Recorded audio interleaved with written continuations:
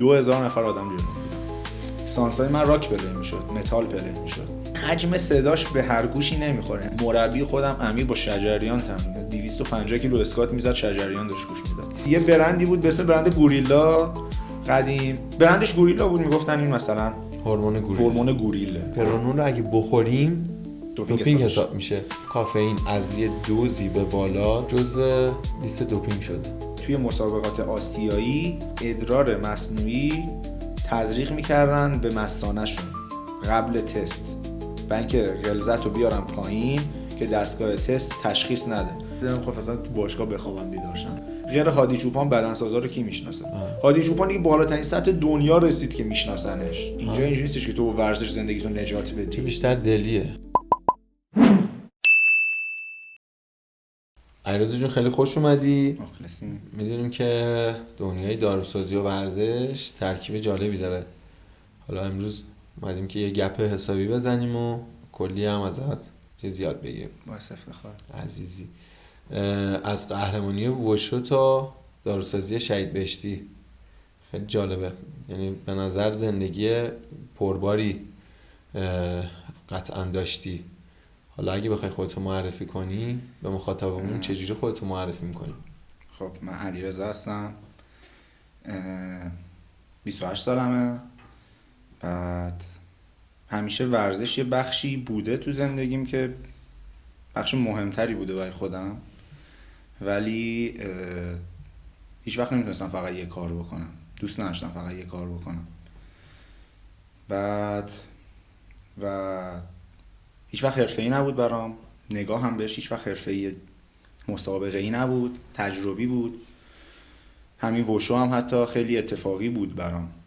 فکر می‌کنم مثلا 16 17 سالم بود. البته قهرمانی نیست، نایب قهرمانی بوده و یه تجربه جالبی بود اون موقع. خیلی هم زود تموم شد، یعنی خیلی ادامه پیدا نکرد. بعد چند سال به خاطر کنکور و داستانای، یعنی یه جوری توی اون سن یه جویه که حالا حداقل توی دوره‌ای که من بودم خیلی همه چی مهمه. یعنی انگار توی اون بازه چند سال باید همه چی رو بذاری کنار و همین مهمه. یعنی همون درس خوندن فقط درس مهمه. یعنی خیلی اکسپت شده نیست توسط بقیه. مثلا میگم مثلا چرا درس نمیخونه؟ اصلا تو هر کاری هم که چقدر خوب میبودی، الان که من به اون موقع الان به مثلا آدمای اون سنی نگاه میکنم اینجوری نیست انگار. یعنی مثلا یادم اگه عاشق موسیقیه مثلا همه تشویقش میکنن که برو سمت موسیقی، تکی مثلا عاشق ورزشه میره سمت ورزش. حالا اون موقع و اون جایی که من بودم مهم درس بود و خودم هم دوست داشتم البته این قضیه رو. الان خیلی پشیمون نیستم از اینکه این کار کردم، ولی بعد دانشگاه یه ذره شکل داستان ورزش برای من عوض شد، معنیش عوض شد، جهتگیریم تغییر کرد. ولی الان راضیم از این ترکیبی انتخاب کردن داستان. حالا بین گیتار زدن، مش خوردن تو بوکس، دویدن تو تریل، کدومش سخت‌تره یا حداقل جذاب‌تره؟ جذاب‌تر که بستگی به لول هر کدومش داره. هر ستاش خیلی خفنه، هر ستاش خیلی باحاله، به خصوص تجربه کردنش. ولی سخت‌تر بودن به نظرم هر کدومش حرفه‌ایش خیلی سخته، خیلی سخته. شاید موسیقی به نظر من سخت‌تر از همشون باشه. هیجان کدومشون بیشتره؟ هیجان استیجی هر ستاش خیلی زیاده. یعنی اگه مسابقه بخواد باشه تو بوکس خیلی استرسش زیاده. من بوکس مسابقه ندادم تا حالا، ولی میدونم تورینگ رفتن خیلی استرس داشته. تریل نه، اصلا دویدن کلا یه لول آرامش بخشتری داره. کلا من دویدن برام خیلی حالته. حالا یه زمانی خیلی بیشتر میدویدم، از بعد کرونا دویدن خیلی کم شد. بعدم که من چون آسم دارم تو تهران دویدن خیلی کار ریسکیه، کم شد دویدن برام. ولی دویدن آدمو میاره پایین به نظر من. ولی حالا مثلا تو این ستا بوکس یا موسیقی به خصوص اگه قرارش کسی به رو استیج خیلی هایپ میکنه آدمو، یعنی یه هیجان دیگه ای داره. الان تو صحبتات گفتی که نایب قهرمانی وشو رو داری دیگه، در سطح کشوری بوده، درسته؟ کشوری بوده بله. مهمترین چیزی که توی ورزش حرفه‌ایت که همون حالا رشته وشو میشه یادگاری برات مونده اون چیه؟ چیزی که مونده که مدالش دیگه، اگه فیزیکی بخوایم بگیم و جدی تر، یعنی من انفرادی فقط اونو مسابقه جدی داشتم، ورزش انفرادی تو رشته‌های گروهی که اصلا مسابقه ای ندادم فکر میکنم به جایی که یادم میاد. انفرادی هم اون توی این دوره‌ای که من ورزش کردم از نظر مسابقه ای اون از همشون جدی تر بود.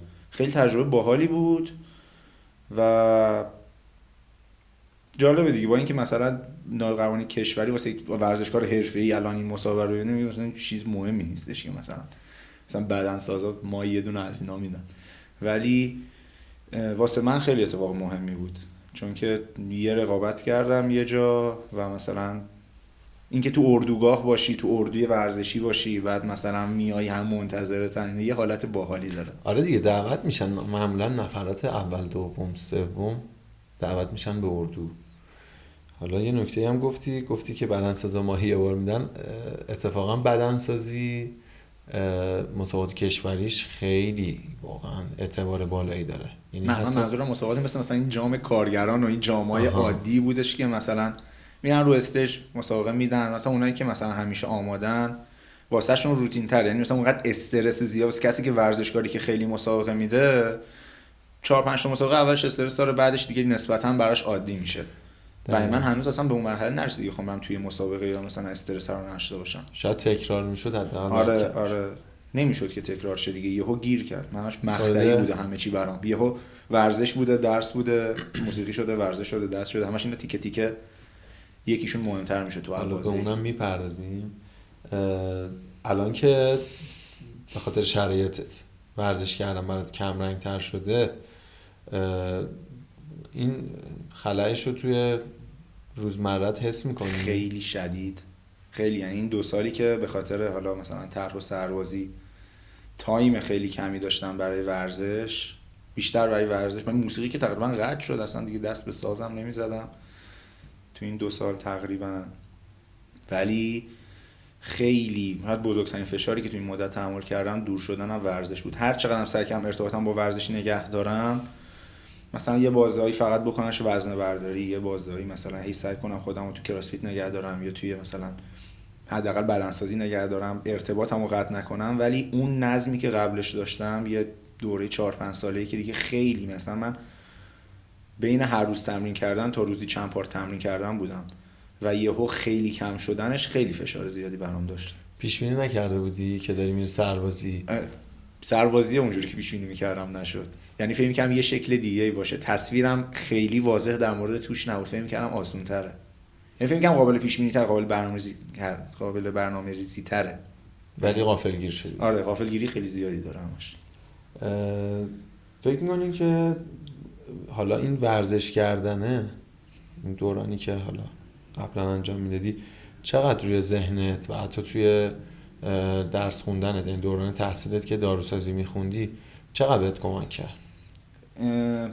امید ادامه مسیرم همین بود، کلا توی ادامه مسیر زندگیم همین بود. یعنی ورزش کردن باعث میشد که یه ذره دلیل‌های بیشتری برای صبح بیدار شدن و مثلا هر کاری کردن داشته باشم. حتی واسه دانشگاه رفتن و درس خوندن هم دلیل بیشتری داشتم. مثلا من یهو توی بازی بعد از اینکه کنکورمو دادم به این فکر کردم که من کاش ورزشکار حرفه‌ای میشدم. بعد همزمان به این فکر کردم که دیگه مثلا آدم 19-20 ساله که وقت شروع ورزشش نیستش. اون موقع هم یه دوره بود که میگفتن وشو میره تو المپیک، بعد همش با خودم فکر می‌کردم که صحبتش بود. آره هیچ وقت هم نرفت، با اینکه مثلا من فکر کنم سال 95 که من رفتم دانشگاه یا 95 حرفش بود که میره تو المپیک و من همش میگم که خب میره، بعد من مثلا برمیگردم به وشو مثلا یهو میتونم مثلا اون شکلی شم، که همزمان خورد به آسیب 2 تا زانوم، هر 2 تا ACL'ام و یهو به این فکر خیلی سینمایی به داستانم که میگم حالا که من نمیتونم ورزشکار شم پس تبدیل به این مربی میشم، بعد دیگه مثلا ربط میدم رشته تحصیلیمو به ورزش، بعد خودم میرفتم مثلا رفرنسای فیزیولوژی ورزشی و تربیت بدنی و یه سریش که مثلا رشته مثلا چیزای مشترکمون بود که خب اونا رو بیشتر میخوندم، اونایی هم که مشترک نبود و خودم میرفتم رفرنس دانشگاهیاشو پیدا میکردم میخوندم. شروع کردم مثلا 19-20 سالگی کلاسای مربیگری رفتن. حتی تو کلاسام میدونید دیگه اون موقعم تو کلاس خیلی چیز خاصی یاد نمیدن، حداقل تو این کلاسایی که اینجا سرنخو میدن تو باید بری آره خود باید بری دنبالش، مثلا کیوردها رو پیدا میکنی، داستان رو پیدا میکنی، میری ببین مثلا دنبال چه چیزی باید بگردی. خودم میرفتم دنبالش. ساندا هم جزو وشوه؟ ساندا وشو تالو یا آره تالو داره و ساندا یا سامشو. ساندا میشه مبارزه‌ایش که چیز شبیه کیک بوکسینگه ولی گرپلینگ هم داره، یعنی فنای کشتی هم توش داره، یعنی زیرگیری داره توش. و تالو وشوی نمایشیه شبیه تایچی و اینا میشه که زن میکنن. من مسابقه که داده بودم و مقام بردم تو تالو بود، تالو بیشتر کار میکنم. ساندا رو تمرین میکردیم ولی مسابقه ندادم. بعد چون تهران باشگاه ساندا پیدا نمیکردم رفتم تو بوکس. یعنی بهترین باشگاهی که پیدا کردم باشگاه بوکس بود. بعد خیلی هم باشگاه عوض کردم چند دوره تا بالاخره یه باشگاه خیلی خوب پیدا کنم که مثلا اونجا بتونم تمرین کنم. استایلش خوشم اومد، خیلی فیلمی بود همه چیش. تو خیابون میدویدم مثلا طرح راکی. آره دیگه اون فیلم‌ها رو دیده بودی؟ آره از خیلی سینمایی بود واسم. مثلا یه جوری بود که مثلا هدفون میذاشتم تو گوشم از خونه میدویدم تا باشگاه بوکس 5 کیلومتر راه بود. اونجا تمرین میکردم دوره 5 کیلومتر میومدم خونه. الان بخوام به اونا فکر کنم چه جونی داشتن این کارا رو میکردن. خوبه که دنبال کردیم. ما این فیلم‌ها رو که می‌دیدیم فقط در حد شاید مثلا نیم ساعت بعدش بود که با هر کسی که دیده بودیم سریع شروع می‌کردیم با هم، مثلا اگه با بچه‌های فامیل می‌دیدیم تو دوران بچگی شروع می‌کردیم با هم 2-3 تا فن زدن و بعدش هم دیگه فروکش می‌کرد. ولی واسه شما باز به اصلا یه چیز جالبی بود. مثلا اون موقع سال 97 اینا بود که اوج این داستان که من شروع کردم به دویدن. یه موقعی بودش که من نقطه ضعف اصلیم تو ورزش کردنم استقامت قلبی و روحیم بود، بیشتر به خاطر آسمم بود. که مثلا تو بقیه فاکتور اون موقع آموزش جسمانی خیلی کار می‌کردم دیگه، بدن سازی که می‌کردیم آموزش جسمانی بود. بعد می‌دیدم که مثلا من تو هر چی خوبم بشم یه ذره مثلا میام بالا، تو مثلا به ران که میرسه یهو از همه عقب میافتم. بعد شروع کردم به دویدن، هر روز میدویدم 1.5 سال تقریبا هفته 40 کیلومتر میدویدم در مجموع. بعد تو خیابون میدویدم، بعد مثلا بغل مغازه‌ها رد میشدم دیگه منو میشناختن، دست تکون میدادن برام. خیلی باحال بود. که بعد کرونا شد قطع شد. یعنی 1 سال و خورده من دویدم تا تریل قشم، رفتم تریل رو زدم و فکر کردم که قراره مثلا داشتم تمرین می‌کردم واسه یه المپیاد دانشجویی، 2 میدانی المپیاد دانشجویی انتخاب شدم به خاطر مثلا به عنوان عضو تیم. قرار بود فکر کنم مثلا تابستون باشه مسابقه که پاندمی شد قطع شد مسابقات. و دیگه درسم تموم شد تو پاندمی تموم شد. کرونا هم لامصب. آره دیگه 2 سال تو اون 2 سال کرونا، 2 سال آخر دانشجویی من بود دیگه. کرونا که تموم شد مسابقات شروع شد من دفاع کردم درسم تموم شد. نبود. آره شاید یه اتفاق بدی میافتاد حالا نمیدونم. آره دیگه نشد دیگه. بریم یکم تو موسیقی.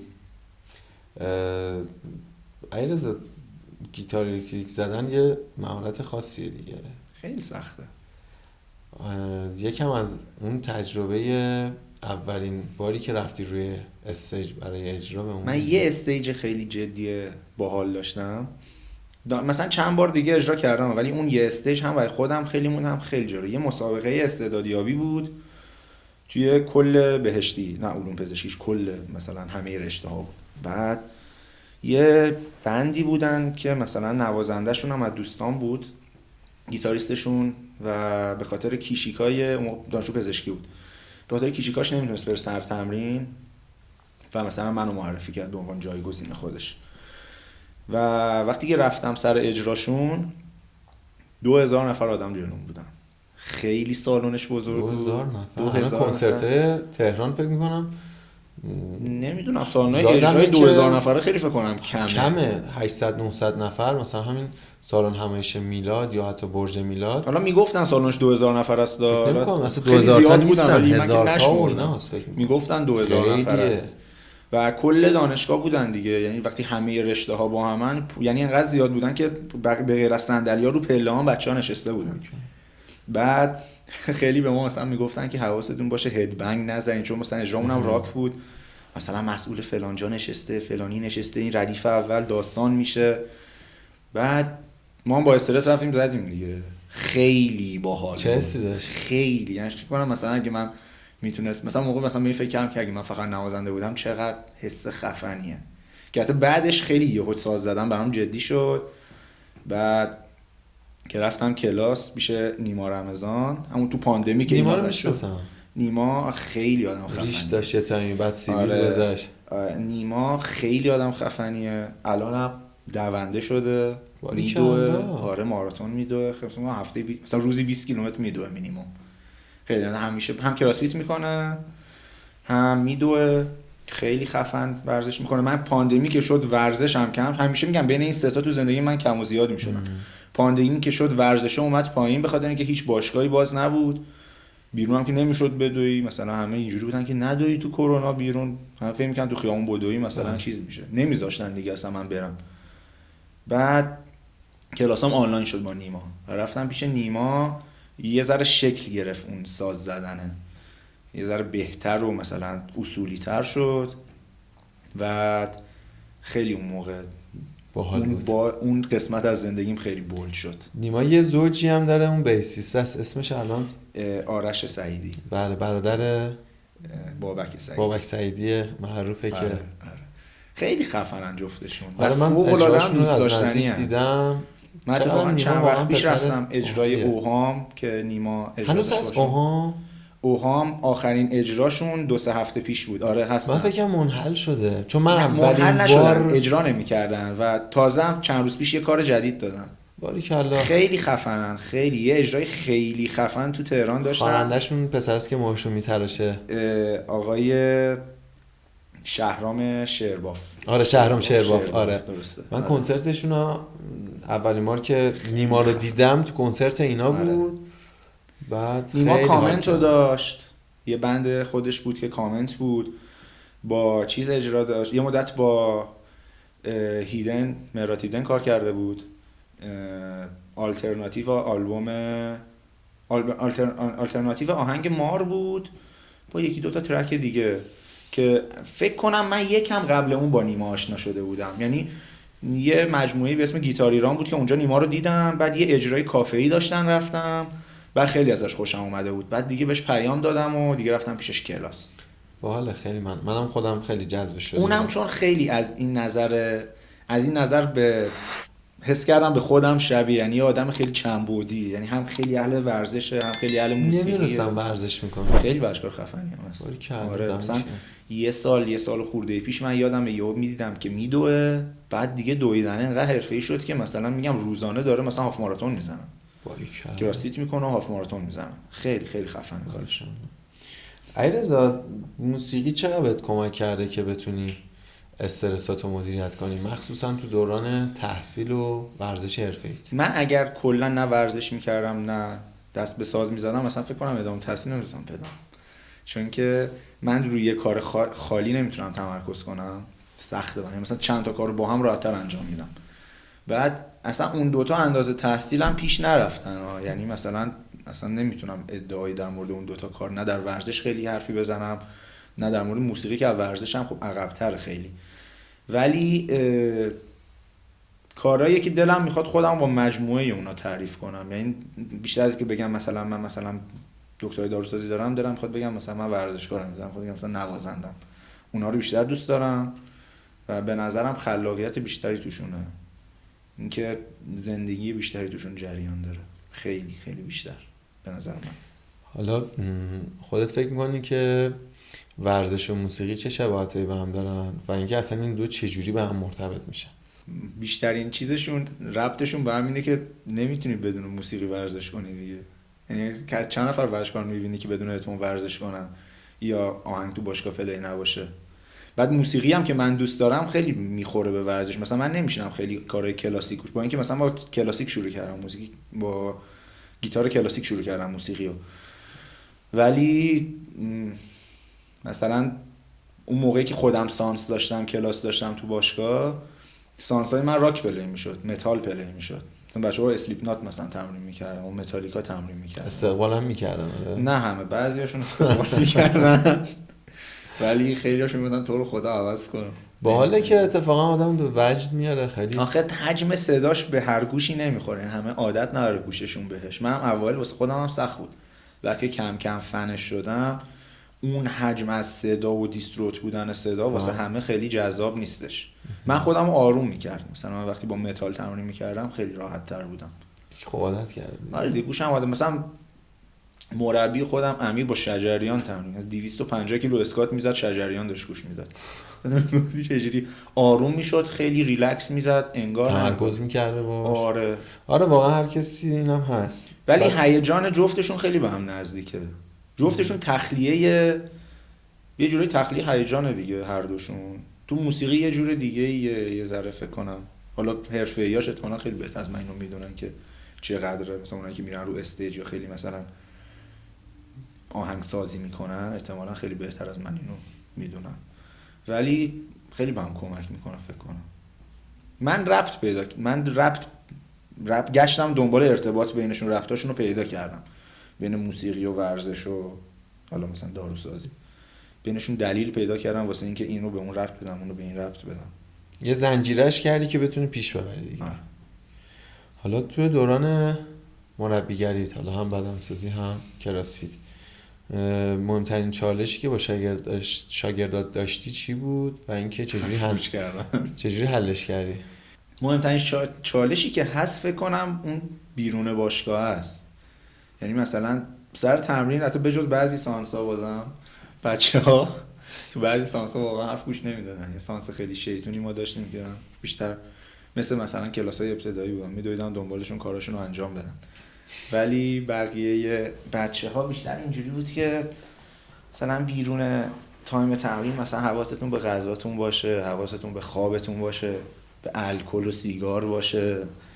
بیشتر چالشش به نظر من اون بود. و نه سر تمرین بچه‌ها حرف باید خودت ببین. مثلا ما یه چیزی توی کلاس مربیگری یادمه یکی از اون مدرسا ما گفته بود در مورد روانشناسی ورزشی، میگفتش مثلا تو باید پیدا کنی که این شاگردت آدم ورزش گروهیه یا ورزش انفرادی، یا آدمیه که ترجیح میده تو هی بری مثلا باش ارتباط برقرار کنی، بپرسی، فیدبک بگیری، یا آدمیه که باید به حال خودش بذاریش. من خیلی این از کل فکر کنم کلاس مربیگری که اون موقع میرفتیم این خیلی خوب تو ذهنم مونده بود که به این یه مورد خیلی توجه کنم. من یه شاگردی داشتم از اول که میومد ایرپاد تو گوشش بود، اصلا با من حرف نمیزد، همش داشت پشت تلفن صحبت میکرد، بعد من با هم میدویدم دنبالش افتخار بده به حرف من گوش کنه، بگم حرکت بعدی چیه، مثلا چه کاری باید انجام بدی. بعضی اینجوری بودن، بعضی هم میدویدن دنبالت، هی سوال، هی حالا اینو چیکار کنم، اونو چیکار کنم، بعد یه جوری مثلا طبق کاراکتر اونا داستان جلو ببری دیگه. حالا اگه یک نفر بخواد مربی بشه بهش پیشنهاد میکنی یا میگی که این مسیر سختی و سعی میکنی منصرفش کنی؟ خیلی سخت‌تر از چیزی که الان انجام میشه به نظر من. یعنی خیلی مثلا آدما میگن که خب مثلا من یه کاری بلدم، میرم میگم یه کسی همون کارو انجام بده. مثلا من بلدم تو بدنسازی که خیلی زیاده دیگه، من کسی که بالای چند ماه میره باشگاه بدنسازی ارائه برنامه تمرینی رو سر کارش قرار میده که حالا مثلا چه میدونم یه سرشونه هست، یه بازوه، یه سینه هست، پای فلان بزن دیگه. من مثلا فکر میکنم که مهمترین چیز اینه که تو حالا نه، من شاید بیشتر از اون حدی که لازمم رفتم دنبال خوندنشا، ولی اینکه تو مثلا بیومکانیک حرکت‌ها رو بشناسی، یه ذره از فیزیولوژی اطلاع، تو خود رشته‌شون رو اگه نگاه کنی، تو رشته‌های مرتبطشون مثل فیزیولوژی ورزشی و تربیت بدنی و بیومکانیک و اینا، حداقلش اینه که شکل عضله رو بشناسن، خود عضله رو بشناسن، بیومکانیکش رو بشناسن، مفصل رو بشناسن، دامنه حرکتی رو بشناسن.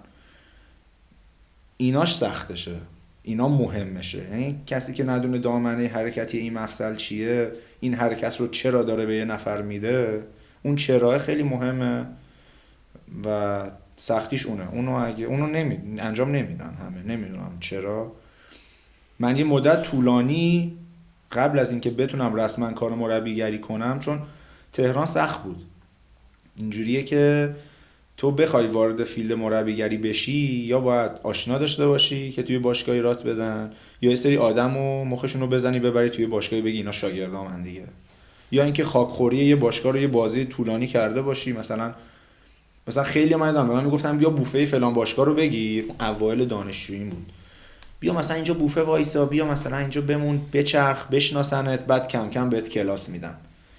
بعد من دلم نمیخواست کارو کنم، خیلی منطقی نبود. اون آدما بیشتر از من کلاس میگرفتن، آدمی که مثلا صرفا توی باشگاهی میچرخید فقط، و من بیشتر اون تایمو گذاشتم دنبال این که هی مثلا برم بیشتر کتاباشو بخونم، برم بیشتر مثلا من رفرنس های CFL1 CFL2 رو یعنی لول 1 لول 2 کراسفیت رو خودم پی دی افاشو پیدا می‌کردم از اعماق گوگل، چون من خریدنیه دیگه، اون موقع اصلا سایت درستی واسش پیدا نمی‌شد. خودم پیدا می‌کردم، پرینت می‌گرفتم می‌خوندم، یا مثلا رفرنس‌های NSCA و NASM و اینا رو پیدا می‌کردم، بالا این چیزای مربیگری مختلف و رفرنس انگلیسیاشو اونا رو می‌خوندم. HWPO رو پیدا کردم، کتابشو از کانادا سفارش دادم برام آورده بودن، اون خیلی دیر بود. ولی وقتمو یا گذاشتم رو کتابای اینجوری، یا مثلا کتابای مثلا بیومکانیکی که مثلا توی تربیت بدنی و فیزیولوژی ورزشی درس میدادن تو دانشگاه رو پیدا می‌کردم، خودم می‌رفتم رفرنساشون رو می‌خوندم. یا مثلا آناتومی و فیزیولوژی که خودمون داشتیم و بیشتر از حالتی که باید می‌خوندم که دیتا رو بهتر پیدا کنم. بریم یکم توی رشته خودت، رشته تحصیلیت. به عنوان یه دکتر داروساز نظرت راجع به داروی استروئیدی چیه و چه خطراتی داره؟ حالا چیزیه که همه میدونن و مصرف میکنن خیلیا، ولی خب جزئیاتش رو شاید ندونن و به نظر من الان وقتشه که مردم از زبون یک کسی بشنون، مخاطبمون، که هم به صورت آکادمیک درسشو خونده که دکتر این رشته هستی، هم این که خودت سابقه ورزش حرفه‌ای داشتی، نیم حرفه‌ای، حالا بالاخره یه مقدار از آماتوری بالاتر بوده. یه خورده فکر میکنم مخاطبا اینو بیشتر بپذیرن از کسی که این شرایطو گذرونده. یه مقدار هم نظرتو بگو لطفا، هم از خطراتش برام. یکی این که همه داروها تقریبا میشه گفت ابیوز دارن دیگه، هر دارویی رو میشه ابیوز کرد. خیلی در نهایت توی پایه فرقی بین ابیوز داروهای مختلف نیست. در مورد این قضیه یعنی یه ارتباط خیلی نزدیکی وجود داره بین ابیوز داروها به عنوان مخدر یا روانگردان، که خیلی داروهای ساده ترین داروهایی که الان اسمشون رو نمیگم ولی هستن که آدمو ابیوز میکنن، تا داروهایی که ورزشکارا حالا اصطلاحاً ابیوز میکنن، یعنی استفاده غیر درمانی ازشون میکنن. اگر ببینید به خاطر مسائل حالا کد اخلاقش و اینا، اصلا روی من اون موقعی که دانشجو بودم اتفاقا خیلی سعی میکردم، هی اصرار داشتم که دیتای بیشتری در این مورد بگیرم، که مثلا فرضاً این فلان دارو که تو ورزش استفادهش میکنن چرا استفادهش میکنن. بعد مثلا خیلی وقت استادای منم خیلی مثلا اونجوری که الان یه استاد فارماکولوژی بشینه بغلت اونقدر در مورد این چیزا برات حرف برای گفتن نداره که مثلا یه مربی بدنسازی میشینه برات حرف میزنه، در حالی که دیتاهای این مربی بدنسازی شاید خیلی سطحیه نسبت به اون، ولی این خیلی حرف واسه گفتن در موردش داره. دلیل اصلیش اینه که اصلا پی قضیه گرفته نمیشه اونور. مثلا تو الان بخوای راجع به یه موضوعی سرچ بکنی، بگی آقا فرضاً مثلا استنازولول چرا با چه دوزی تو ورزش استفاده بشه، اولین سوال اینه که چرا استفاده بشه، و چون توجیه درمانی نداره میگن خب چرا هزینه بشه برای تحقیق روی همچین چیزی، توجیه درمانی نداره. یه آدمی میخواد مثلا 10 کیلو وزنش بیاد بالا که چی سالمه در حالت عادی دیگه، پس انجامش نده. واسه همین اصلا تحقیق علمی درستی در موردشون نمیشه، چون توجیهی نداره که بشه. یعنی بعد تحقیقاتو باید یه جایی بودجه بده. دانشگاه‌ها به این دلیل به همچین چیزی بودجه نمیدن که مرکز تحقیقاتی اصلی ان. در مورد سوماتروپین همینه، در مورد استروئیدها همینه، در مورد حالا چیزایی که دارویی که بهش میگن پپتیدها مثلا سوماتروپین، مثل انسولین، همینه. دلیلی نداره روش تحقیقی بشه. واسه همین از نظر تحقیقات آکادمیک نمیشه خیلی بشه. مثلا من خودم خیلی گشتم یه دیتاهای محدودی پیدا کنم که مثلا فلان دارویی که تو ورزش استفاده میشه توی انسان با چه دوزی مصرفشه، چون اکثر داروهایی که الان ابیوز میشه تو ورزش اصلا اپرووال انسانی نداره. خیلیاش داروهای دامیه. داروهای دامیه نه این که مثلا اصطلاحاً میگن این هورمون اسب، هورمون گاوه و اینا، اصلا یه همچین چیزی نیست. دقیقاً. یه مثلا یه چیزی بود قبلا میگفتن این هورمون گوریله، بعد برند گوریلا اگه بود بزنن. آره اصلا فکر می‌کردم مثلا اساره گوریله. اساره بود، یه برندی بود به اسم برند گوریلا قدیم. حالا نمیدونم اون موقع داروهای دامی میزده این برند. اینا هم اکثرا شرکتاشون تو تایلند و هندن. اکثر این برندهای دارویی که تو ورزش ابیوز میشن تو هند و تایلند هم مثلا که برندش گوریلا بود، میگفتن این مثلا هورمون گوریل، هورمون گوریله، یا برندش کلنو میگن هورمون اسب، در صورتی که روی اون اسبا اینا حالا استفاده شده. میشد به چند دلیل. یه وقتی مثلا روی گاو استفاده میشه چون تو دامداری میخوان گوشت بیشتری تولید کنن، میخوان وزن اون حیوان رو ببرن بالا، توجیه مثلا ثمره غذایی داره. تو انسان توجیه نشه. حالا یه سری یواشکی اومدن هی رو انسان تستش کردن یواش یواش، بعد تجربی مثلا یه مربی میاد بهت میگه که مثلا فلان دار فلان مثلا تستوسترون انانتاتو اینجوری بزن، مثلا ممکنه تو تمام رفرنس های داروسازی رو بالا پایین کنی نبینی که تستوسترون انانتاتو مثلا یک ورزشکار 70 کیلویی با این سابقه ورزشی چجوری بزنه. بعد میگن چرا اصلا باید بزنه، چون چرا نداره دلیلی هم برای ادمنستریشن گذاشتن براش نیست. ولی توی مربی‌ها شروع کردن هی تجربی استفاده کردن. به قول یکی از دوستامون اون موقع میگفتش که مثلا این مربیه به 1000 نفر داده، شاید 800 تاشون هم بدبخت شدن نابود شدن، 200 تاشون از اون 200 تا بالاخره فهمیده چه جوری بده دیگه، کسی دیگه نفهمیده اون 800 تا چی شدن. ولی نمیشه گفتش. من فکر می‌کنم که کاش مثلا این تحقیق میشد، چون در صورتی که آدم‌ها دارن استفاده میکنن تو نمیتونی جلوی این که ورزشکارا استفاده نکنن رو بگیری. ورزش به اون سمت رفته، حالا به هر دلیلی ورزش حرفه‌ای به این سمت رفته که از حد توان عادی آدم فراتر بره. صرفاً هم بدنسازی و حالا کراسفیت نیست، من میدونم فوتبالیست‌ها مصرف دارن، مثلا دارو به دارو فرق داره، ولی همه ورزش‌های حرفه‌ای، حالا نه 100% همه ورزش‌های حرفه‌ای، ولی من کشتیگیر دیدم، بوکسور دیدم، اصلا تو رزمی‌ها که خیلی هم زیاده داروهاش فرق داره. ولی خب ما مثلا توی شما لیست وادا رو نگاه کنی، ما داروهای دوپینگ رانندگی داریم، داروهای دوپینگ بیلیارد داریم، دوپینگ تیراندازی داریم، چه کمان چه اسلحه چه دارت. حالا یه بس دارو تیراندازی میشه. یه سه جالب، من با یه نفری که قهرمان تیراندازی بود صحبت کردم، گفتم که اصلا دکترای فیزیولوژی هم داشت، گفتم دکتر دوپینگ شما چیه؟ بعد یه قرصی هستش برای دقیقاً برای فشار، گفت پرانول ما میخوریم، یعنی گفت من پرانول رو اگه بخوریم دوپینگ حساب میشه. گفتم چرا؟ بعد ریز شد، گفتش به خاطر اینکه به ما تمرکز میده، آرامش میده، ما ورزش دستمون کم میشه. گیرنده‌های بتایی تو نوک انگشتاست که اونا رو بلاک میکنه. این گیرنده‌ها وقتی که خیلی هایپ میشین و اپینفرین زیاد، آدرنالین زیاد ترشح میشه تو بدن، رو اون گیرنده‌ها بعد باعث میشه بلرزه انگشتا. این جلوی اونو میگیره، کنترلشون زیاد میشه.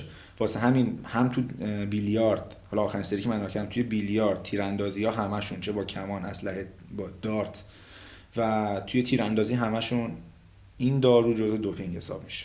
خیلی جالبه، دقیقاً تضاد دارن با هم با یه سری رشته‌های دیگه. آره توی سری رشته‌ها دقیقاً برعکس، یعنی مثلا ورزشکار میاد افدرین استفاده میکنه که بیشتر هم هایپ بشه. مثلا تو رزمیا، مثلا تو ام ام ای خیلی، به خصوص ام ام ای مثلا یه ذره غیر رسمی تر، مثلا یه دوزای بالایی از آمفتامینا یا افدرین استفاده میکنن، ورزشکار استخونش میشکنه سر، متوجه خیلی هم نمیشه، دندش میشکنه نمیفهمه، بعد خشمش بیشتر میشه، خیلی واضح خشمش بیشتر میشه، ترسش کمتر میشه. این دیگه اصلا جزء بیسیک ترین اثرات اون داروه.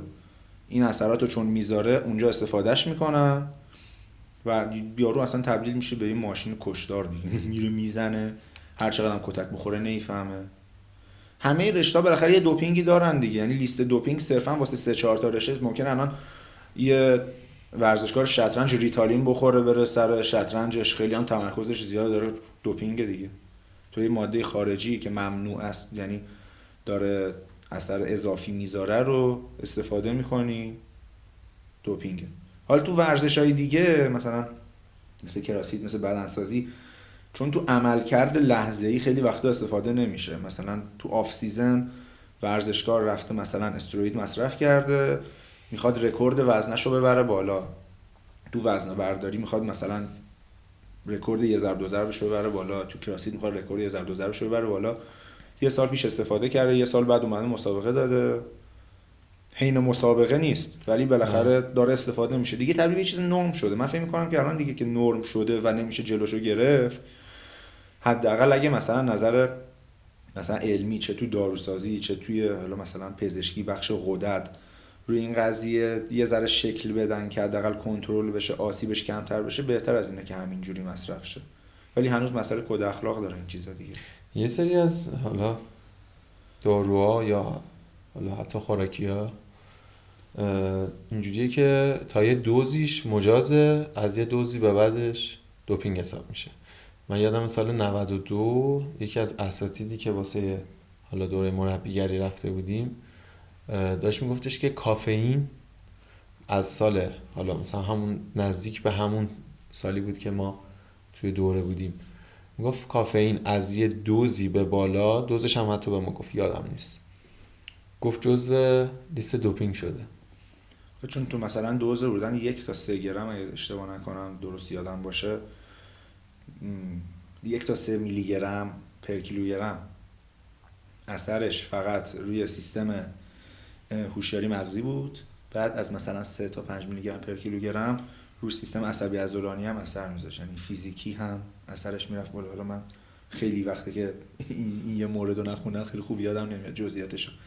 یه همچین چیزی بود تا یه دوزی از نظر ذهنی انگار بیدارت میکنه، مثلا فرضاً فکر کن از یه دوزی به بعد از نظر فیزیکی هم عملکردت میکنه. آره پس این درسته دیگه که بعضی چیزا تا یه دوزی اوکیه، از یه دوزی به بعد. اینکه توی لیست وادا همچین چیزی الان هست یا نه رو یادم نمیاد حقیقتا. آخه این تغییرم میکنه. آره هر سال چیزا لیست رو آپدیت میکنن. بله. اصلا خیلی داروها هست مثلا کیتای تشخیصی خیلی فرق دارن که الان شما توی مسابقه از چه کیتی برای تشخیص دوپینگ استفاده کردی. همیشه اون جاهای زیرزمینی بالاخره هی سعی میکنن یه دارویی رو تولید کنن که تست دیتکتش نکنه دستگاه، از این ورم دستگاه‌هایی رو تولید میکنن که هی چیزای بهتر و بیشتری رو دیتکت کنه، این دقت بالاتری داشته باشه. آره دقت بالاتری داشته باشه، یا اصلا یه ملح خاصی رو بتونه دیتکت کنه یا یه مشتق آنالوگ خاصی رو بتونه دیتکت کنه. شاید شما یه آنالوگی از تستوسترون درست کنی که این دستگاه نتونه تشخیصش بده درست به عنوان مثلا چیز خارجی و جدید. اینه که بستگی داره کجا دیتکت میکنه. مثلا من یه سری یه مربی وزنه برداری داشتم که به من میگفتش که این خیلی واسه من عجیب و جالب بود. میگفتش که توی مسابقات آسیایی مثلا ورزشکارای یه کشوری رو میگفت فکر کنم ادرار مصنوعی تزریق میکردن به مثانه‌شون قبل تست، برای اینکه غلظت رو بیارن پایین که دستگاه تست تشخیص نده. بعد هر نوع جای آنژیوکت، جای سوزن، جای حس کنن که یعنی مثلا سوزنی وارد بدنی، یعنی مثلا تو مثلا توی اتاق استراحتت باشی تو اردو سرم تو دستت باشه، همون موقع اصلا ممکنه بدون تست بیان مثلا بگن که آقا این آدم رد، به خاطر اینکه میگن که آقا این الان داره جلوی ما میزنه شاید یه چیزی باشه ما اصلا ندونیم، ولی اصلا اینجوری دور میزنن قضیه رو. آره دیگه مثلا فکر نمی‌کنم اصلا همچین چیزی به ذهن من نرسید بود که مثلا بیان ادرار مصنوعی تزریق کنن به چیز مثانه مستقیم رقیق باشه. کار مثلا عجیب غریبیه، چه هوش سیاه دیگه دقیقاً. نمیدونم اصلا من به ذهنم نرسید، نمیدونم هم چقدر چجوری انجام میدن واقعا. منم الان شنیدم یه چیز عجیبی بود برام. کلا برای همینه دیگه ورزشکارا اکثرا که میخوان برن تست بدن استرس خیلی بالایی دارن، چون ممکنه تا یه دوزی رو مصرف کرده باشن اصلا همینجوری میشه که 4 سال بعد یا میگن 4 سال پیش فلانی تو المپیک بله. تستش مثبت بود، مدال طلاشو میگیرن میدن به نفر دوم. دقیقاً. به خاطر اینکه مثلا 4 سال بعد تازه کیتشون به اون مرحله میرسه که اون نمونه رو مثلا بتونن تست کنن. ولی به نظر من اگه اون موقع تا اون موقع اعلام کرده باشن که دیگه نباید اونو دوپینگی اعلام کنن. مثلا قانون امسال این، حالا همون کافئین رو من مثال میزنم، تا فلان دوز مجازه، من میام با اون ورزشکار تا اون دوز مصرف میکنم. حالا دوزه رو نمیدونم، من کمی بود و نبودشو میگم، یعنی اینکه حالا صفر اصلا شامل بشه یا نه. آره اصلا این دارو اصلا جز یا اصلا بود ما ندیدیم، یا اینکه حالا اینکی نمیدونم میشه یا نه که یه داروی اون سال جز دوپینگا نبود 5 سال بعد جز دوپینگا اعلام شد 5 سال پیشیه رو برداریم چیز کنیم. خب چه جوریه که بعد 4 سال مثال قضیهش روشن میشه؟ خب آخه حرف من اینه که مثال آپدیت میشه. خب تا اون سال مثال، الان من اول رو دوزش مثال زدم، الان میایم روی کلا ماهیت قضیه. الان شما یه چیزی رو مصرف کردی من نفهمیدم مصرف کردی، 4 سال بعد میفهمم اون موقع مصرف کردی. اون موقع ممنوع بوده من کیت من تشخیص نداده که شما این دارو رو مصرف کردی. الان متوجه شدم. من بعداً مثلا کیت جدیدی آوردم مثلا. یعنی پس تا این حد دلیلش پس اینه که مثلا 3 سال پیش تو المپیک آره واسه همینه کسی که مثلا چند سال پیش تو المپیک مدال آورد و مدالشو میگیرن، به خاطر اینکه مثلا توی کراسفیت هم ریکی گارات فکر کنم همچین چیزی شد، چون چند سال بعد مسابقهش محرومش کردن، بعد چند سال محروم بود، 4 سال 5 سال فکر کنم محروم بود، دوباره برگشت. حالا من می‌دونی چی فکر می‌کردم؟ مثل پرونده‌های قضایی هست، مثلا طرف بسته میشه دیگه تمام. نه طرف مثلا میره دادگاه تا قاضی حکم بده، زمان میبره. من فکر میکردم این زمانه به دلیل همین مثل پروسه اون چیزاست، پس روی کیتاست که آپدیت میشه. و ما یه سری آخه مثلا حالا ما واسه آمفتامینا رو تو دانشگاه انجام میدادیم، برای اینکه مثلا یه نمونه رو برمی داشتیم تست میکردیم که این آمفتامینش مثبت میشه یا منفی میشه مثلا. یا مثلا الان دیگه یه کیتای خیلی بیسیکی هستش که مثلا تو داروخونه هستش، اوپیویدا رو مثلا مورفین رو تشخیص میدن، ترامادول رو تشخیص میدن، تی اچ سی رو تشخیص میدن که مثلا کانابینوئید مثلا گل مصرف کرده، وید مصرف کرده یا نه، و بعضی از آمفتامینا اونا که تستای رپیده، یعنی با یه نمونه ادراری سریع تشخیص رو میدن. یه سری تشخیصا رو آزمایش خونه، یه سری‌ها حتی رو نمونه موه. این نمونه مو هم داریم. حالا مثلا آمفتامین رو نمونه‌های مو میشه دیتکت کرد، رو خون میشه. طرف یه کچل باشه سرش از ته تراشیده باشه چی؟ موهای جای دیگه‌ش هست. آها پس میشه موی سر صرفا نیست، ریشی چیزی ذهنم فقط فکر کردم که موی سر رو. چون من تو پایان نامم بود این موضوع، یادم میاد که خیلی مثلا نمونه‌های تحقیقاتی زیادی بود که از رو نمونه مو برمی داشتن آمفتامین. بازم میشه کل موهای بدن رو شیپ کرد. حالا دیگه خونو میگیرن ازش، حالا یه آزمایش دیگه ازش میگیرن دیگه. حالا راجع به دوپینگ و حالا داروهای استروئیدی و اینا صحبت کردیم، به نظرت چه کسایی تو مسیر حالا قهرمانیشون، مسیر ورزشیشون واقعا نیاز دارن که استفاده کنن؟ همه میزنن دیگه. بعد چه کسایی حالا اصلا باید کاملا دوره اینو خط بکشن؟ من فکر میکنم یه بخشیش در نهایت سلیقه‌ایه، یعنی نمیشه جلوشو گرفت. مثل اینکه مثلا بگی چه کسی مثلا نیاز داره، حتی نه در مورد دخانیات نمیشه اینو به اون ربط داد. به این ورزشکاری که تمام مثلا فکر کن زندگیش ورزششه دیگه، اصلا فکر کن من الان مثلا 15 سال ورزش کردم فرضاً، الان میخوام برم تو این رشته، مثلا 15 سال زندگی گذاشتم واسه این رشته، الان میدونم اگر مثلا رکورد، الان من رشته‌هایو میگم که رکورد توش مهمه، فکر کن من یک کراسفیترم، من میدونم اگه 160 کیلو فرضاً کلین جرک نزنم، مثلا کلین جرکم رو 120 کیلو قفل کنه، هر چقدر فاکتورهای دیگه هم ببرم بالا، تو لول مسابقه مثلا جایی ندارم. اون آدم دیگه نهایتاً تصمیمش میره سمت این قضیه دیگه، باید بره. حالا اینکه کی بزنه، چی بزنه، کی بزنه خیلی مهم‌تره. شاید یه کسی اصلا ببین اگه کسی ممنوعیت پزشکی در واقع نداشته باشه کمتر خطر داره. یعنی اینکه مثلا که من واسه میگم کی بزنه، چی بزنه، کی بزنه، یعنی یه آدمی به چه لول، به مثلا حد اکثر لول خودش رسیده از نظر توانایی شخصیش، منع درمانی هم نداره، ریسک مثلا بیماری‌های خانوادگی نداره، ریسکای کنتراندیکیشن ها رو نداره، در نهایت تو میگی آقا مثلا بهتره نزنی. وقتی به مرحله رسیدی که بهتره نزنی، حالا اینکه کی میگه بهتره نزنی هم اون قسمت مهمشه، کاش متخصص غدد بیاد این حرفو بزنه.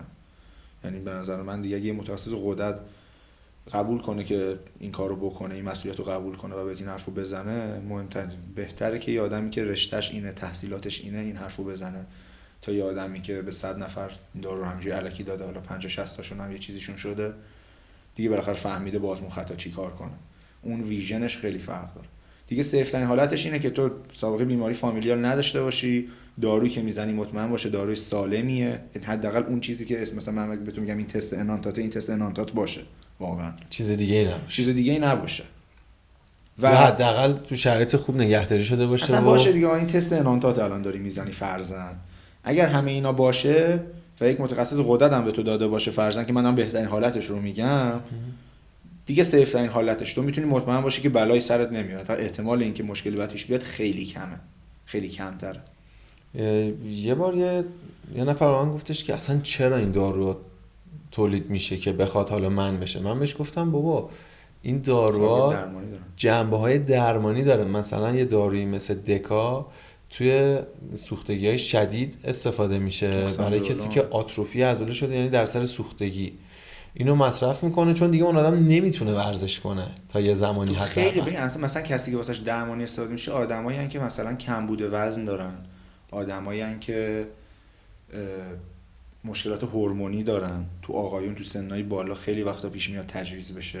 تو بچه‌ها ممکنه، حالا بچه خیلی کوچیک، بعد تو بچه‌ها مثلا ممکنه به خاطر کمبود وزن چیزایی مثل اکساندرون تجویز بشه، ادمنستریشن داره براش که مثلا یا همون سوختگی‌های شدید برای ترمیم استفاده میشه.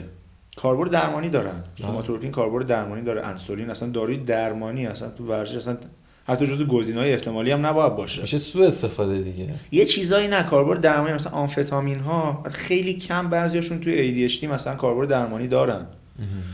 ولی دیگه مثلا وقتی مثلا تزریقی میشه، مثلا افدرینی که ورزشکار استفاده میکنه، اونو مثلا به پزشک بگی ورزشکار افدرین زده مغزش سوت میکشه. چرا؟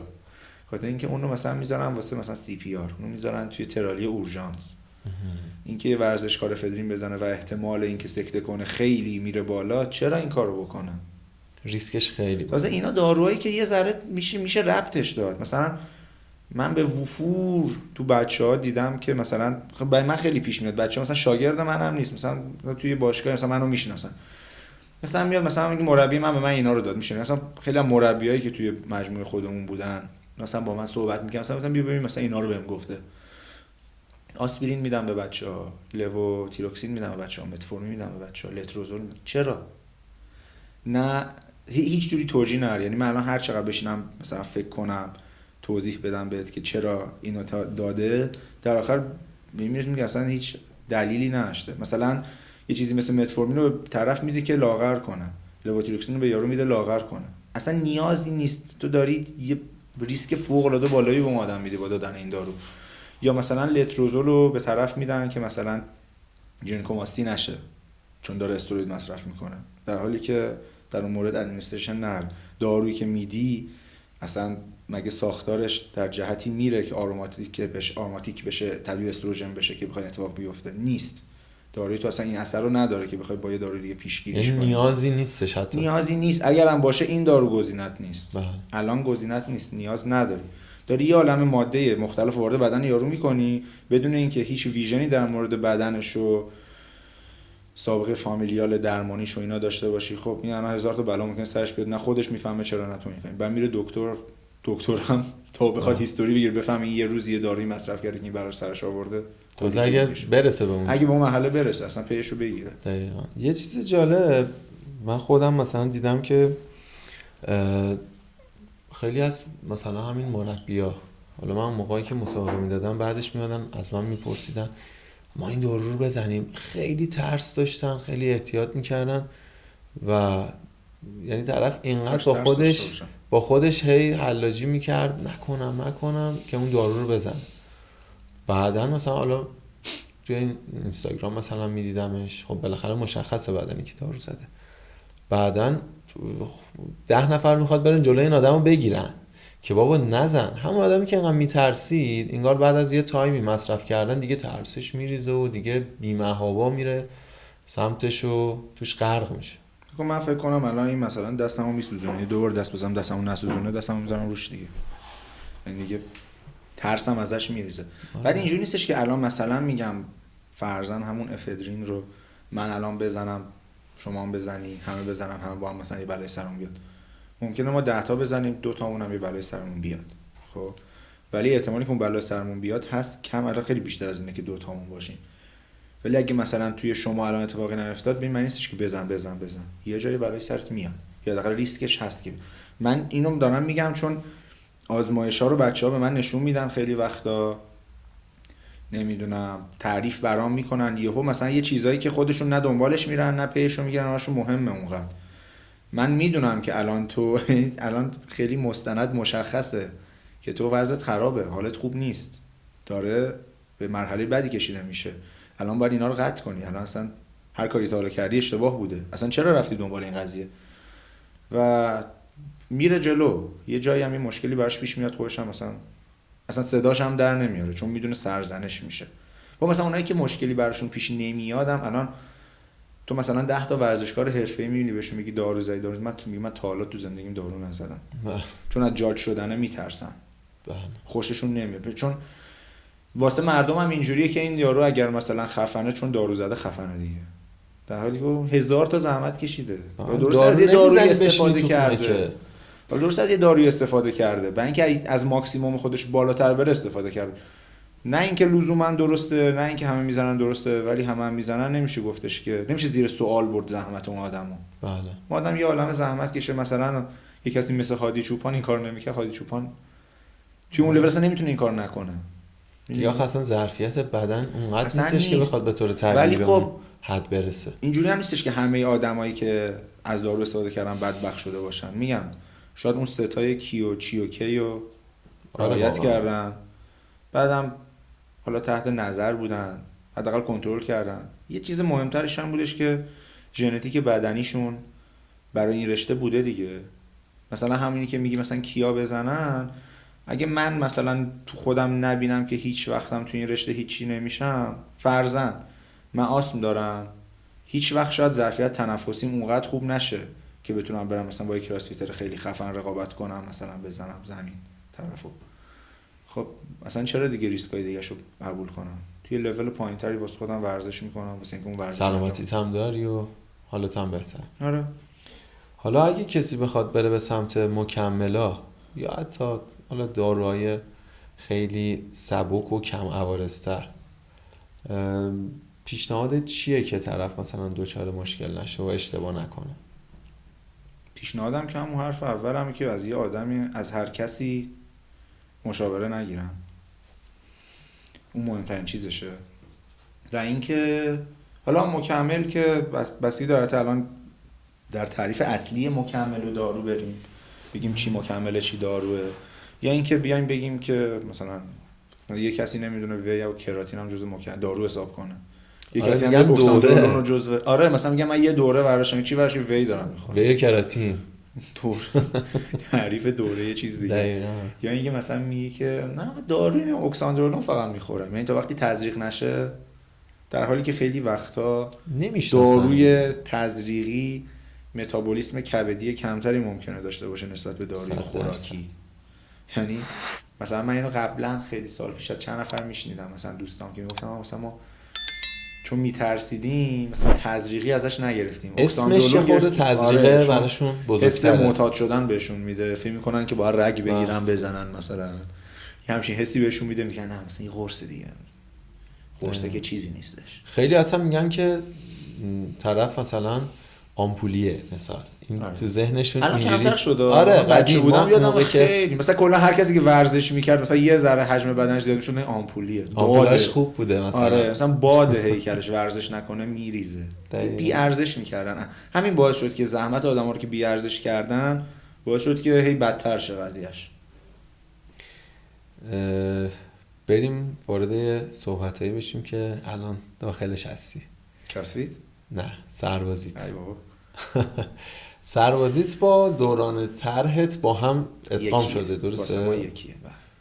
و اینکه خب میدونم که باعث شده که ورزشت کم رنگ‌تر بشه، حتی کارت هم کم رنگ‌تر بشه. خیلی دیگه مربیگری نکردم تو این 2 سال اخیر و ورزش همون میگم. مثلا من یه سال قبل سربازیم گلدن تایم، یکی از گلدن تایم‌های ورزشیم بود فکر کنم، که روزی 2 بار تمرین می‌کردم. یهو هر روزی 2 بار شد چند روزی 1 بار. و آره ورزش خیلی کم شد تو سربازی.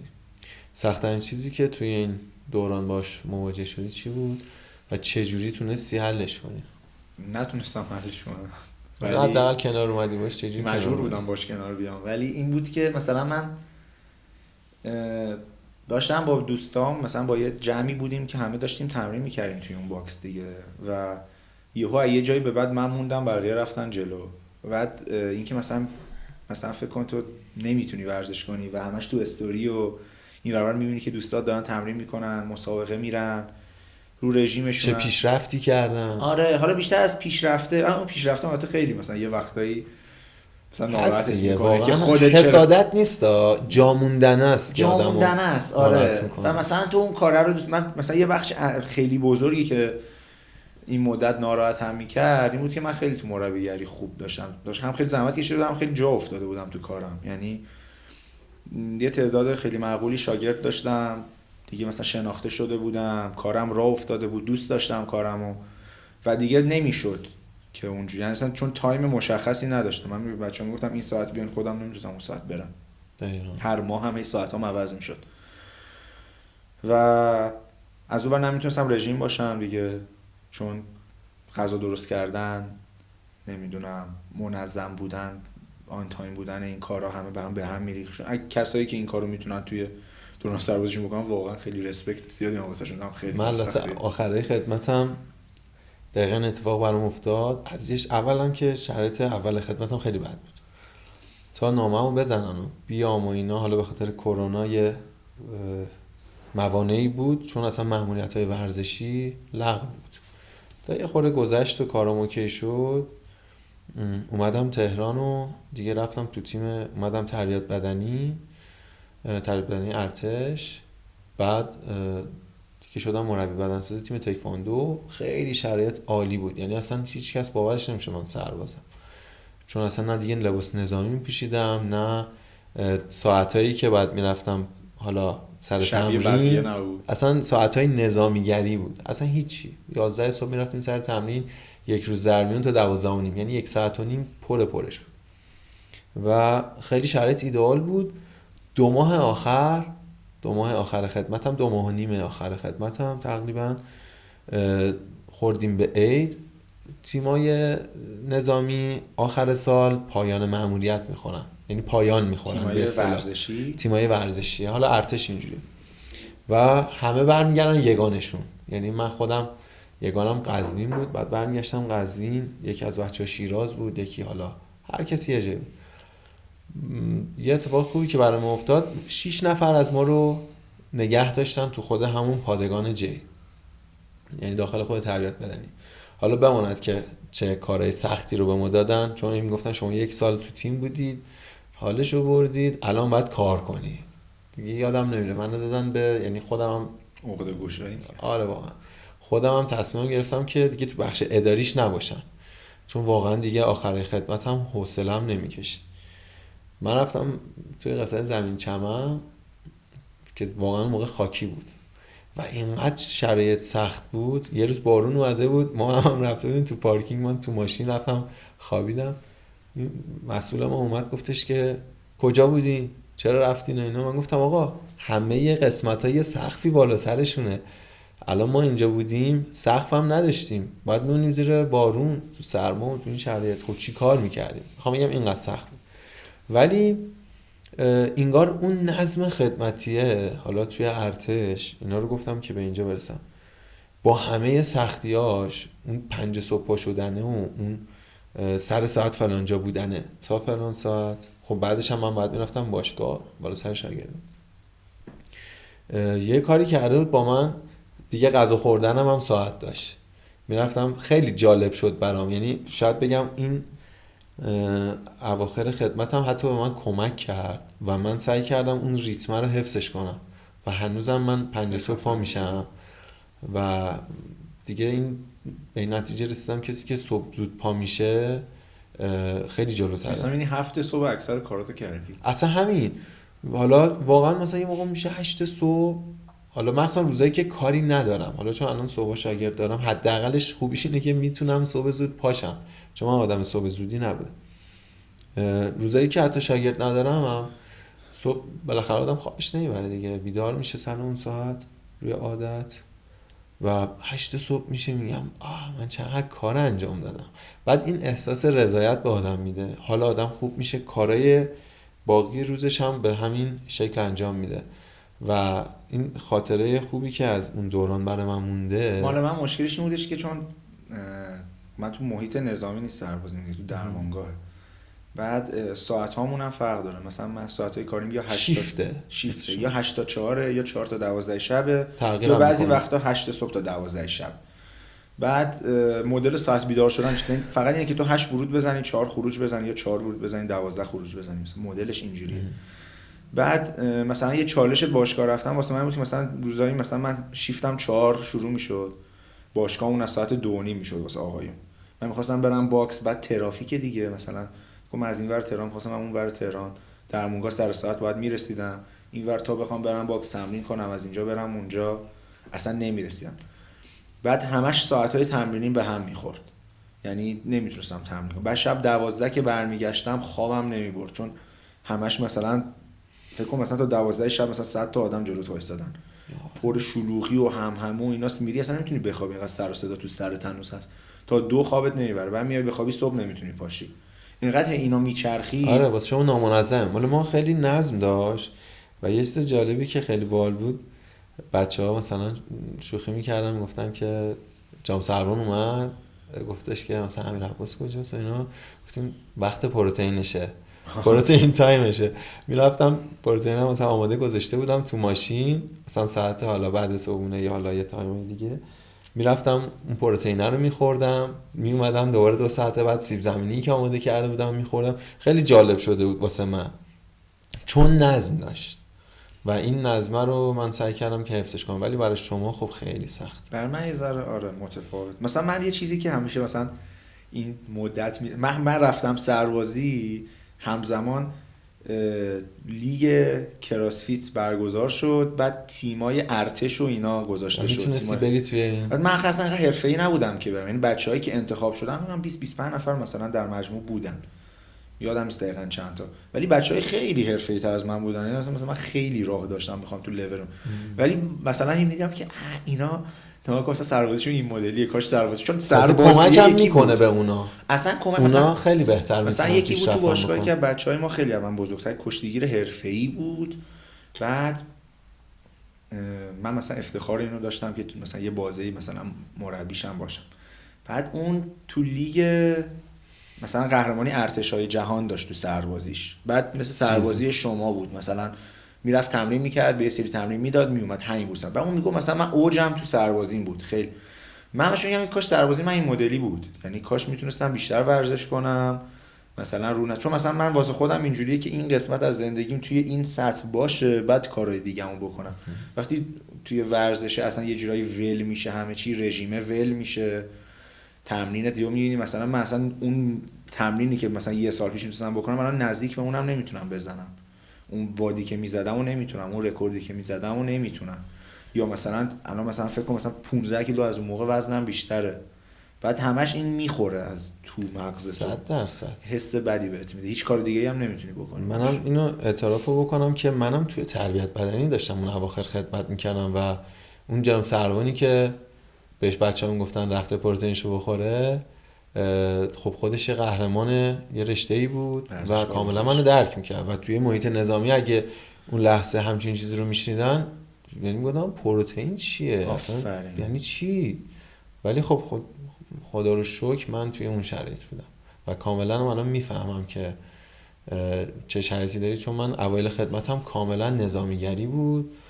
البته من یه جایی ازش خیلی استفاده کردم، من 5 ماه اول خدمتم تقسیم افتادم عراق دیگه، بعد خیلی اتفاقی یهو با یه جمعی از بچهای اونجا آشنا شدم که هم کراسفیترهای خیلی خفنی توشون بود، هم منو بردن اونا مثلا توی باکس تمرین میکردن روزا، شبا میرفتن تو هیئت وزنه برداری، اون من افتادم رفتم با اونا تو وزنه برداری و مثلا اون 5 ماه فقط با اونا وزنه برداری کردم که دیگه شبیه وزنه بردار داشتم میشدم، یعنی دیگه اصلا بدنم از بدن کراسفیتری داشت خارج میشد تقریبا، ولی یعنی از این استفاده کردم که یه عالمه خودم تو وزنه برداری بهتر کردم. من اومدم تهران، اولی که میرفتم با بچه‌ها تمرین اسنش میزدم، بچه‌ها گفتن واسه زمین تا آسمون فرق کرده تکنیکات، از این قضیه خیلی تونستم استفاده کنم، ولی خب بازم خیلی با اون سطحی که دوست داشتم و داشتم بهش میرسیدم فاصله پیدا کرده بودم. دقیقاً همینطوره. حالا الان دیگه آخرشه دیگه آخرشه تقریبا تموم شده. به سلامتی. حالا برنامه چیه برای برگشت به مربیگری و ورزش؟ خیلی زود به هر دوش که برمیگردم، به ورزش که برگشتم الان 1 ماه تقریبا که دوباره هم منظم رژیمم هم تمرین میکنم، ولی خب فرصت نکردم برم باکس چون ساعت‌های باکس یه ذره هنوز به ساعت‌های من نمیخوره، ولی به مربیگری قطعا میخوام برگردم، خیلی قسمت قشنگ زندگیم بوده، خیلی دوست داشتم اون قسمت رو، بعد تمرینم که حد اصلا اگزاجرش میخوام بکنم، یعنی مثلا تشنه قشنگه. آره یعنی خیلی بیشتر از مقداری که میتونستم و ورزش میکردم دیدم خب اصلا تو باشگاه بخوابم بیدار شم. اینقدر دلم میخواد تمرین کنم. ان شاءالله که زود به اون شرایط برمیگردی. و یه سوال واسه من ایجاد شده، میخوام ازت بپرسم، قصد مهاجرت داری؟ چون شنیدم آلمانیت هم خوبه ماشاءالله، همه چی تمومی دیگه. نمیدونم الان بگم آره یا نه. آره شاید ولی اون قسمت رو که خیلی سال پیش شروع کردم، خیلی سال پیش که مثلا 3-4 سال پیش زبان رو شروع کردم، امتحان ندادم دیگه. امتحانمو میدم تا چند وقت دیگه، چون نرسیدم تو این 2 سال درست بخونم، یه گپی افتاد. امتحانمو میدم ولی این که برم یا نرم نمیدونم. حالا پیشنهاد میکنم زودتر بعدش تصمیم بگیری، چون نه تصمیم که گرفتم نمیگم. بعد از سربازی یه احساس مسئولیتی میاد سراغت. خیلی بده. همه به من اینو گفتن یهو خالی میشی و همه اینجوری نگاه کردن که حالا میخوای اصلا همه الان شروع شده. ببین حس یعنی من به خودم گفتم ای کاش همون تو سربازی میموندم و اصلا میگی خب الان که دیگه همه کارهایی که قرار بود انجام بشه تا اون تصمیم رو بگیری، چون سربازی صد دیگه، مثلا میخوای زبانو خیلی جدی استارت بزنی میگی یه جا باید ولش کنم منم خدمت، کارتو میخوای خیلی سفت و سخت بچسبی میگی یه جا باید ولش کنم، ولی دیگه اون مانع برداشته میشه، هم خودت توقعت هست، همه ازت میپرسن، هم بقیه، یعنی هر کی میبینه تا یه بازی بهت میگن که تموم شد. یعنی مثلا من هر هفته میرفتم باکس، تموم شد. بابا هفته پیش ازم پرسیدی تو یه هفته که تمام گفتم 4 ماه مثلا مونده، 6 ماه مونده. بعد از یه جایی بعد که الان میگی مثلا داره تموم میشه، خب حالا میخوای چیکار کنی؟ برنامه چیه؟ بعد با یه جوری که انگار تو قراره مثلا کار انجام بدی. آره مثلا منتظر تکلیف ما روشن کن. آره یکم اینجوری هستش، ولی تو ذهنم هست که میخوام چیکار کنم.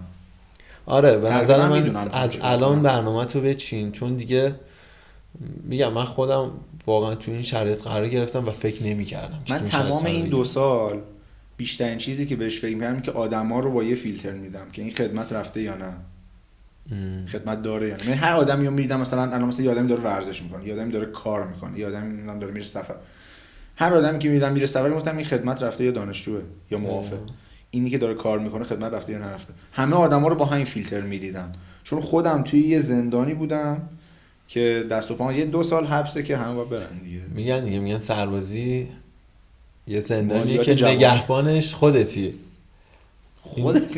آره دیگه خودت نگهبان اون پادگانی دیگه که زندانیش هم میگن خودتی. این یه اصطلاحیه که حالا توی همین اینستاگرام خودکار منم افتاد تو اینستاگرام. حالا آدمای دیگه‌ای که خیلی از سربازیشون گذشته مثلا میگن ولی سربازیه دیگه، زمان که میگذره دیگه واسط اینجوری هستش که مثلا یادت میره، ولی الان که دوشم میبینم قشنگ چقدر زندگی تو استوب میکنه. آره ولی بعدش هم اینقدر زود میگذره، یعنی یادت میره. اصلا موقعی که تموم میشه همه به من میگفتن میگن از روزی که سربازی تموم میشه به بعدش خیلی برات زود میگذره. همه زندگی حالا زمان دیگه، چون اونجا منتظر یه تایمی. آره دقیقاً اولین جا تو زندگیه که دیگه منتظر ددلاینه نیستی. دقیقاً یه بار میگی کنکور، بعد میگی حالا دانشگاهم تموم شه، بعد میشه سربازیم تموم شه، دیگه سربازی تموم شه دیگه چیز نیستش که اون تموم شه بعد منتظر روز خاصی نیستی. آره یه روز مشخص شده ای نیستش، مگر اینکه یه روزایی رو خودت برای یه چیز مشخص کنی. به صورت نرمالش میگم. یه سوال چالشی ازت میپرسم، اگه الانم خیلی چالشی بود. حالا اگه قرار بشه که فقط و فقط یه چیزی رو انتخاب کنی بین این سه تا، بین موسیقی، ورزش و داروسازی، انتخاب نمی‌کنم. حالا اگه قرار بشه کدوم انتخاب می‌کنی و چرا؟ برای همین گفتم چالشی ترینش فکر کنم. تا الان هر وقت این قضیه فکر کردم هیچ کدومشو تنهایی نمیتونم جلو ببرم، ولی شاید داروسازی انتخاب کنم. داروسازی. حالا اینکه آدم چند تا علاقه رو با هم دنبال میکنه باعث موفقیت بیشتر میشه یا خیلی کارو سخت‌تر میکنه؟ فکر کنم به آدمش بستگی داره. برای خودت چجوری؟ واسه من اینجوری بود که من هیچون از این سه تا کار رو اگه تنها انجام میدادم همینقدر دیگه جلو. ببین الان مثلا ممکن 2 تاشو بیاری پایین، مثلا یکی 2 تاش خیلی کم باشه، یکیش خیلی زیاد باشه. من اول ترجیح این بودش که سه تاش اینجا باشه تا اینکه یه دونه زیاد باشه دوتا وجود نداشته باشه. حالا من این سه تا فیلد رو میگم، مثلا من تو خود ورزشم اصلا یکی از دلایلی که عاشق کراسفیت شدم این بودش که دارم نمیخواست یه رشته کار کنم، دارم نمیخواست فقط بدوم یا فقط وزنه بزنم یا فقط ژیمناستیک کنم، دوست داشتم همه‌شو بلد باشم. در مورد موسیقی هم هیچ وقت دوست نداشتم فقط یه سبک، مثلا بگم من فقط این سبکو گوش میدم. مثلا دلم می‌خواست هم سازهای مختلف بلد باشم هم سبکای مختلف بلد باشم یا گوش بدم. توی درسم هم همینطوره، دلم نمی‌خواست یه دونه‌ای باشه. واسه من اینجوریه که هیچ کدوم از این کارا رو تنهایی نمیتونم انجام بدم. ولی واقعا شاید واسه یه سری از آدما یکیش بهتر، اصلا انتخاب آدمایی اینه که من یه کار رو ببرم جلو، خیلی جلوتر ببرم. من خودم هم آدمیم که چند تا چیزو همیشه با هم خواستم و یه روزی یکی از بچه‌ها پرسید گفتش که خب تو چرا نرفتی سراغ یکیش؟ گفتم ببین یه وقتایی هست من از کار و ورزش شاید خسته شم در اون لحظه، میام نشینم مثلا یه ذره ساز میزنم، حالا اصلا ساز زدنم قرار نیست حرفه‌ای باشه، همین که حال دلمو خوب میکنه دوباره میرم سراغ ورزشه با انرژی بیشتر، یا مثلا حالا توی موارد دیگه، و به نظر من میتونن به هم خیلی کمک کنن. خیلی. ولی مثلا سختیش اینه که خیلی کند همشون پیش میرن دیگه، توقع ازت خیلی میره بالا، همه میگم تو باید مثلا تا الان فلان نوازنده میشدی، بعد من بهش میگم که قرار نیست نوازنده شم. من خیلی خودم مقایسه مثلا میگفتم که مثلا من دارم مثلا کراسفیت میکنم فرضاً، این همه آدم دارن با من کراسفیت میکنن، ببین اینا چقدر من جلوترن، یا اصلا یا آدمای دیگه منو مقایسه میکردم با اونا، مثلا او تو 5 سال داری این رشته رو کار میکنی هنوز اینجایی مثلا. خب من مثلا میگفتم من کنارش 4 تا کار دیگه دارم میکنم که اونا دارن انجام نمیدن. خب اونا توی اون ببین اونا کجان من کجام. یه همچین چیزی هست که کاملا انتخاب شخصی، البته مثلا یه کسی دوست داشته باشه این کارو بشه. من مثلا به این فکر می‌کنم که آقا فکر کن مثلا تو نوازنده‌ای، یه اتفاقی واسط بیفته دیگه نتونی ساز بزنی، مثلا دور از جون دستت قطع شه، کار دیگه میتونی زندگیت بکنی. من این نگاه رو داشتم خیلی وقت پیش. منشون گفتم که منو هر چی بشه یه کار دیگه هست که بتونم انجام بدم. نهایتاً یه زمان کوتاه‌تری نسبت به بقیه رشته تحصیلی من مثلا AI به این مرحله برسه که رشته تحصیلی من اصلا کلا حذف شه، بهش دردی هم نخوره، میتونی بری حداقل نوازنده شی. یه کار دیگه میکنم، 1 سال وقت میذاری 2 سال وقت میذاری، حالا یا نوازندگی رو یا همین کار مربیگری و حالا ورزش حرفه‌ای. مثلا ورزش من بود واسه این مربی شدم، گفتم مثلا نتونم ورزشکار حرفه‌ای شم، حداقل مربی حرفه‌ای پشتبانه شد برای. آره مثلا گفتم جای که خودم ورزشکار شم مربی ورزشکار بشم. و در نهایتش به نظر من حال آدمایی که اینجوری چند وجهیان هم بهتره، چون یه چیزی خیلی تاتش نمیرن و ببرن. من خودم این متنوع بودن رو دوست دارم. من از این میترسیدم آخه، به خودم میگفتم که مثلا اگه من یه موضوعی رو فقط برم مثلا 20 سالی به خودم بگم که چی الان هیچ کار دیگه هم جز این بلد نیستم، این منو میترسوند. آره. دلم می‌خواست کار دیگه بلد باشم. ترسناک هم هست واقعا. که هر وقت تونستم مثلا از این کار خسته شدم به هر دلیل دیگه نخواستم کار انجام بدم، این کاری و این کارم کردم یعنی فکر کنم مثلا 4-5 سال اخیر من توی بازی بیشتر وقتمو میذاشتم ساز می‌زدم. توی بازی بیشتر وقتم میذاشتم مثلا میرفتم شیفت میدادم، حواسم به کارهای داروسازی بود. یه وقتایی بیشتر حواسم رو مربیگری و ورزش کردن خودم. حالا به نظر اگه یه فردی که حالا مشغله‌اش زیاد باشه بنا به شرایطش، مثلا مثل دانشجو، مثل کارمند، ورزش رو باید اولویت قرار بده؟ دوست داره ورزش رو، اگه دوست داره دیگه نه، برای سلامتیش کسی که روتین ورزش کنه به نفعشه، زندگیش آسان‌تر میشه. یه آدم هر چقدر یه آدمی یعنی اگه در اون جهتی ورزش کنه که سلامت‌تر بشه، البته ها، یعنی ورزش از یه جایی تا یه جایی عملکرد و زندگی روزانه تو آسان‌تر کنه. یه آدمی که خوب اسکات میزنه نشستن پا شدن واسش کاری نداره. یه آدمی که خوب میدوه الان بهش بگم بیا تا فلانجا پیاده بریم میره، 4 تا پله بره بالا نمیافته. یه آدمی اگر مثلا انعطاف خوبی داشته باشه میاد خم بشه یه جایش نمیگیره. مثلا اکثر آدم‌ها به علت مدل نشستنشون، به خاطر اینکه روزمره نشستن مشکل مثلا دردای عصب سیاتیک پیدا میکنن، یا آدمای ورزشکار الان بیشتر درد عصب سیاتیک. آخه ورزش از یه جایی به بعدش واقعا دیگه سلامتی نداره. ولی مثلا کسی که انعطافش خوب باشه کمتر دردای این مدلی، یعنی در جهت بهبود سلامتی واسه آدم عادی قطعا باشه بهتره دیگه. البته قطعا کسی که کارمنده و وقت نداره یا آره دانشجو نمیتونه حرفه‌ای واسه انجام همین بده. میگم نمیشه مثلا گفتش که باید این کار رو بکنی. اصلا من خودم چون گیر کردم تو شرایطی که میدونستم و میخواستم ورزش کنم و نمیتونستم، چون گیر کردم تو این شرایط میدونم که مثلا واقعا آدم اینجوری نیست آدم‌ها رو جاج کنی بگی تو چرا ورزش نمی‌کنی، تو حواست به خودت نیست، یا تو چرا رژیم نمیگیری، حواست با هزار تا چیز دیگه داره دیل میکنه الان. نه ولی کسایی که با برنامه‌ریزی بتونن جا بدن توی واقعا چیزه قابل تقدیر کارشون. مثلا من دیدی آدما خیلی مثلا بین رشته‌ها میگن کراسیت که به درد نمیخوره، بدنسازی که به درد نمیخوره. ببین همه اینا برای من خیلی ارزشمندن. مثلا من یه بدنسازی رو میبینم که همیشه رژیمه، همیشه داره سختی میکشه، خیلی ارزشمنده. و یه کار خفنی داره انجام میده، کار سختی هم داره انجام میده. یه کاری داره انجام میده اون آدم دیگه، اصلا اون کارا رو داره هی تکرار میکنه و داره هی تکرار. اصلا فکر کن یه آدمی که اون کار رو به خاطر علاقه‌ش هم داره انجام میده، نه به خاطر اینکه مجبور انجام بده. چه یه آدمی که موسیقی کار میکنه، چه یه آدمی که اصلا عاشق ماشین سواریه، یه آدمی که فقط دوست داره بره با ماشینش تو پیست مثلا چیز کنه. قابل تقدیر دیگه. علاقه‌ای که خودش دوست داره رو با سختی، همین کارا اینجوری سختی دارن قطعا، با سختی داره، واقعا ارزشمنده، خیلی خفنه. اینکه آدما ارزش ورزش کردن ورزشکارا رو زیر سوال میبرن خیلی بده.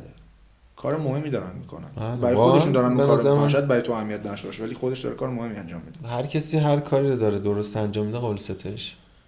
رفته سراغ علاقه‌اش دیگه. حالا اگه یه وقتی هم غور میزنه میگه این که اونجوری میگه، خب می‌خواستی این کارو نکنی، خب حرف درستی نیست. اون آدم بالاخره داره با یه آدم چالش دست می‌گیره، خصوص ورزش اینجا. مثلا من این مربی بوکسی داشتم، اون همیشه من میگفت ورزش حرفه‌ای دنبال نکن. بهش گفتم چرا؟ میگفت تو فکر کن در بهترین حالتش توی این مملکت، توی این شرایط، تو ویزا نمیگیری بری خارج از این کشور مثلا مسابقه بدی، یا اینکه انقدر هزینه ورزشت گرونه که مثلا ماشین زیر پاتو میفروشی مثلا برای اینکه هزینه ورزشتو بدی، یا اصلا نمیتونی کار کنی. یعنی به یه مرحله میرسی که همه چی تو باید بدی کنار که فقط ورزش کنی، و بعدم به چیزی مثلا شاید تو یه کشور خارجی، مثلا تو مثلا چه میدونم فلوید میودر از یه سطح مثلا خیلی فقیری به خاطر بوکسور حرفه‌ای شدن میرسه به یه رفاه خفنی. اینجا همچین خبری نیست. اینجا اینجوری نیستش که تو ورزش زندگیتو نجات بدی، که بیشتر دلیه، چون اصلا بیزینس نیست ورزش اونجوری که مثلا یه عالمه ورزش‌های مختلف هستن در خیلی از کشورها که تو ورزشکار حرفه‌ای بشی چون بیننده داره حقوق خفنی هم داره. اینجا غیر فوتبال هیچ رشته‌ای همچین آپشن. تا الان بهترین بسکتبالیست ایران شد. اصلا خیلی نمیشناسن طرف، نمیشناسنت. الان چند تا بسکتبالیست ایرانیو میشه نام برد، مردم میشناسنش. خیلی رشته‌های دیگه هم هست که تازه مثلا کراسیترای ایرانیو کی میشناسه؟ غیر هادی چوپان بدنسازا رو کی میشناسه؟ هادی چوپان دیگه بالاترین سطح دنیا رسید که میشناسنش. اونم چقدر هزینه داد و چند نفر همون هزینه رو دادن. اصلا 5 سال قبل شاید هادی چوپانو بری روش مثلا یه بررسی بکنی ببینی که بابا این بنده خدا چقدر تا 5 سال پیش هم داشت سختی میکشید. من اصلا یه ویدیو یادم ازش، فکر کنم اولین دوری که داشت ماشینشو فروخته بود، همینو بگم، من پیاده میرم، گفت قهرمان ملی، ریسک گنده یا یعنی اون یه نفر پرشیا 1000 نفر زانتیادش 1000 نفر شاید این کارو میکنن و از اون 1000 نفر 998 نفر مثلا شکست هم میخورن، هیچ کسی هم نمیشناسدشون. اون 2 نفر آخر ممکنه بشن هادی چوپان و مثلا یه قهرمان دیگه ای. مثلا تو بوکس در ایران کی به کجا رسید؟ آدمای خیلی خفنی بودن که به لول بالایی رسیدن. مثلا به کجا رسید اینه که به حقشون نرسید. به حقش نرسید. یعنی نهایتش اینه که مثلا چند تا باشگاه مجانی میذارن تمرین کنه. خیلی زشته. یعنی یه ورزشکار در بهترین حالتش چند تا باشگاه میذارن مجانی تمرین کنه. شاید یه برند مکملی مثلا ماهی 2 تا مکمل بهش بده این استوری بذاره. ولی حقشون نیست. این نیست. یارو مثلا توی اون لول برای این کارو کرده که زندگیشو متحول کنه. بله. نمیکنه. واسه همین اینکه همینقدر سختی داره میکشه دیگه، تو ارزش کارشو زیر سوال نبر. حالا دوست داشته این کارو بکنه، برای خودش تلاشی کرده دیگه. زندگی خودش رو ارزشمند کرده. ارزشش رو نباید بیاری پایین. حالا به نظرت کسی که راجع به اون زمانه صحبت کردیم، اون تایم طرف، کسی که بخواد ورزش شروع کنه ولی انگیزه هر رو نداره، 3 تا پیشنهاد طلاییت براش چیه؟ چه سوالی سختیه. من فکر کنم انگیزه واسه هر کی یه چیزه. به نظر من باحال‌ترینش درده. یعنی فکر کنم خیلی از ورزشکارا یا حالا آدمایی که اینو تجربه کردن میدونن یه موضوعی که خیلی ناراحتت میکنه رو پیدا کنی خب و اونو بکنی سوخت خودت، خیلی جواب. یعنی هرستو بری. دقیقاً. مثلا من فکر کنم مثلا من تو موقعی که من میدویدم، به نظر من تو اصلا خیلی آدمایی که ادیکت میشن به دویدن به این استیج میرسن. مثلا من تریل قشم که داشتم میدویدم هدفونمو جا گذاشته بودم، 3 ساعت و خورده ای دویدم بدون هدفون تو بیابون، بیشتر مسیر بیابون بودی. بعد هیچی هم نبود، مثلا همه با اسمارت واچ یا با گوشیشون داشتن، مثلا من موقع اصلا استراوام نصب نکرده بودم، مسیر رو میدیدن، میدونستن دارن کجا میرن، موزیکشون هم داشتن گوش میدادن میرفتن. بعد من چون موزیک که تو گوشم نبود، مسیرم هم که همینجوری در پناه خدا داشتم واسه خودم میرفتم، راه رو پیدا میکنم. بعد یه سری سگ راهنمام تو مسیر میدویدن، گاهی سگا رو دنبال میکردم به مسیر برسم، یا یه آدمی رو دور میدیدم که میدم اونم داره میدوه، میفهمیدم اون تو مسیر دنبال اون میرفتم. فقط داشتم فکر میکردم. بعد اصلا تو دویدن طولانی به این مرحله میرسی که انقدر فکر میکنی که انگار داری مدیتیت میکنی و به یه لایه‌های هی عمیق‌تر میرسی. اون فکر کردنه و یه وقتایی به چیزای ناراحت کننده فکر کردن خیلی سوخت خوبیه واسه ورزش. یعنی هم تخلیه میشی مثلا از یه موضوع عصبانی، تو بدنسازی مثلا این خیلی خوب جواب میده، تو کراسفیت خیلی سخت جواب میزنی هی سنگین، مثلا میخوای 10 تا رپ بزنی تکرارشو بیشتر میکنی، آهنگه به یه جایی میرسه مثلا میگی اصلا قاطی میکنی، مثلا 10 تا رپ بیشتر هم میزنی. یا سنگین کراسفیت حتی به نظر من اینجوری نمیشه، چون من تستش کردم نشد، چون تو کراسفیت اصلا کلا یه لحظه فکرت به هم بریزه میافتی به هن میافتی دیگه نمیتونی تمرین بکنی. یعنی یه جورایی تو کراسفیت اون انرژی رو شاید چند ثانیه بعد دوباره نیازش داشته باشی، نه بعد اون لحظه خرجش کنی. آره اصلا تو کراسفیت چون ریتم خیلی مهمه، از ریتم خارج میشی. از ریتم خارج. مثلا من واسه همین وقتایی که خیلی مثلا فکرم درگیر یا ناراحتم نمیتونم کراسفیت کنم، نمیتونم تمرین کنم. فکرم درگیر باشه نمیتونم تمرین کنم. شاید مثلا اگه بچه‌ای میتونن این کارو کنن دمشون گرم خفن، ولی مثلا تو بدنسازی میتونم وقتی که قرارش فقط وزنه بزنم میتونم مثلا یه چیزی ناراحتم به اون فکر کنم و خیلی بهترم، با کیفیت بهتر تمرین کنم. تو کراسفیت باز ذهنم خیلی خالی باشه که بتونم تمرینم خوب انجام بدم. دقیقاً. خب اون دو تا دیگه‌اش چیه؟ یه دلیل برای چرایی ورزششون. الان مثلا من میگم میخوام ورزش کنم، چرا ورزش کنم؟ اون فکر کنم خیلی کمک میکنه. عامل بعدی هم شاید خیلی حالا مثلا همه از این قضیه خوششون نیاد، مقایسه. حالا مثلا میگن آدم مقایسه نباید بکنه فلان، یه وقتی مقایسه کنی در جهت بهتر شدن خودت خوبه. حالا با خودت میخوای مقایسه کنی، با یه آدم دیگه میخوای خودت مقایسه کنی، ولی بالاخره اون جایی هستی که میتونی ببینی که میتونستی یه جای بهتری هم باشی دیگه. من خودم با شما مقایسه میکنم، میگم بدنت از من خفن تره مثلا، منو موتیو میکنه که این کارو انجام بدم. حالا واسه هر کی موتیو شدن عواملی که براشون انگیزشیه شاید بین آدمای مختلف فرق کنه. اون چیزایی که به ذهن من رسید اینا بود. اون درده اصلا به نظر من خیلی هم یه جوریه، یا مثلا صحنه سیاسی تو بشه پین درده. نه من خودم اون درد توی تمرین دوست دارم واقعا، چون میدونم بعدش من اینو خیلی واضح تو آدمای دیگه هم دیدم، بهم گفتن که مثلا امروز حالم بد بود خیلی بهتر تمرین کردم، امروز عصبانی بودم خیلی بهتر تمرین کردم، به خاطر اینکه اون خشم توشون، اون انرژی زیادی که تو خودشونه رو به شکلی تخلیه کردی. مثلا هی خودشو نگه داشته، هی بروز نداده، حالا به عنوان فشار بدنی بروزش داده مثلا، که براش خیلی هم خوبه. آره بعد ادیکت میشی از یه جایی به بعد دیگه اصلا باید بیای ورزش کنی و خشمتو از اونجا تخلیه کنی. دقیقاً یه راهی میشه برات دیگه. آره راحت میشه.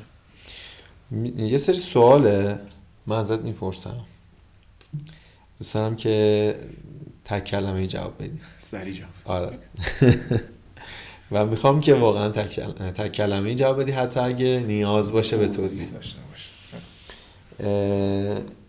شکست یعنی باختن. بهترین حس دنیا خنده. ورزش مورد علاقه کراسفیت. غذای مورد علاقه بعد تمرین سیب زمینی تخم مرغ. سخت‌ترین تصمیمی که گرفتی؟ سربازی رفتن. میدونستم یه عادت خوبت؟ پر رو بودن. عادت میشه؟ نه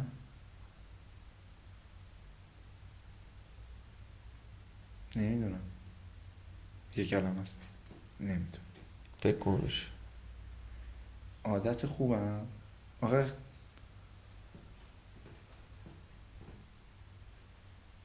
هر کاری که ول کنم دوباره برمیگردم بهش. یعنی کار نیمه تموم تو میای تموم میکنم. تموم. آره کلمه نبود دیگه این واقعا نمیشه. آره این استثناء از میپذیری.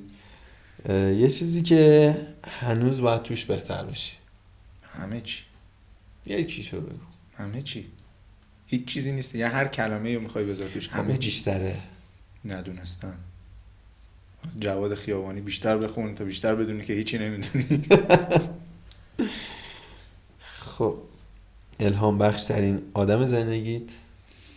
دایم. خدا حفظش کن. مرسی. اگه به 18 سالگیت برگردی اولین کاری که میکنی چیه؟ فکر میکنم که من میدونم چیه؟ الان شاید چون توشی میگی سربازی. نه 18 سالگی برم سربازی؟ نه بابا خیلی بدتر میشد. 18 سالگی برگردم کاری رو عوض نمیکنم. آها نمیدونم اینو بگم یا نه، تغییرش نمیدادم. چی میخوندی؟ یه رشته که راحت‌تر بشه باشه رفت. این رشته های علوم پزشکی در ایران اون موقعی که من اومدم توی این رشته و این رشته ها یکم پیش داشتیم راجع بهش حرف می‌زدیم. اصلا نیازی به مهاجرت نبود. اصلا خیلی زندگی اصلا که کلا که نیازی به مهاجرت نبود اون موقع اصلا آپشن نبود برای من. ولی اصلا خیلی رشته‌های خوبی بودن. یعنی سکه می‌زدن آدمو، پول در می‌آوردن قشنگ. مثل الان نبود. الان اسم اون موقع مونده خودش نیست. توقع مونده. آره اصلا اول که همه آدما فکر می‌کنن تو اون شکلی درآمد داری، بعد مسئولیت همونه، سختی همونه، ولی درآمد همون نیست. بعد زندانش گنده تر میشه. مثلا تعهد تحصیلی داری. حالا البته من اون موقعی که میشد تعهداتو خریده بودم تعهداتمو. یعنی مثلا تا من گفته بودن که میخوان خرید تعهداتو بردارن. تعهدات ما اینجوری که مثلا اگه 6 سال اینجا همه مثلا رشته دارن دیگه اینو. مثلا اگه اینقدر درس خوندی اینقدر بیشتر باید بمونی توی کشور مثلا کار کنی. بعد خریدنی بود. و علوم پزشکی‌ها برداشتنش. یه چند هفته قبلش من شانس آوردم خریدمش. شنیده بودم که قرینه اتفاق بیفته. بعد مثلا بچه‌ها مثلا 12 سال اضافه باید بمونن. بعد طرحو دارن، کلی داستانو دارن. اعصاب خوردی زیادی داره این شغلا. مثلا میرفتم ریاضی فیزیک بعدا رفته بودم. اگه اون موقع شاید این کارو می‌کردم. تنها کاری که فکر می‌کنم شاید اگه برگردم عوض می‌کردم این بود. ولی خیلی پشیمون نیستم که کلا مسیری که اومدم. ان شاءالله که ادامه راه هم برات خوب باشه و موفق باشی. مرسی. ما که دوست نداریم بری، حالا دوست خوب پیدا کردیم. نه یکیش مونده. سوال آخر این که موفقیت یعنی خوشحال بودن. دو کلمه. اما خوشحال بودن مفهومش. آخه منظر من مهمترین چیز زندگی همینه. اصلا مهم نیستش تو اون آدم داره چیکار میکنه. ممکنه یه آدمی خیلی مثلا بقیه بگن آدم موفقیه ولی آدم خوشحالی نباشه تو زندگی. حالا مثلا پولداره یا مثلا مدرک تحصیلی خفنی داره، مهارت خفنی، حالش خوب نیست دیگه. که حال یه آدمی خوب باشه مثلا من اصلاش بهتره. خیلی من زمانم ارزش من. صحبتی فکر میکنی مونده باشه که من بهش اشاره نکرده باشم و بخوای بهش بپردازی؟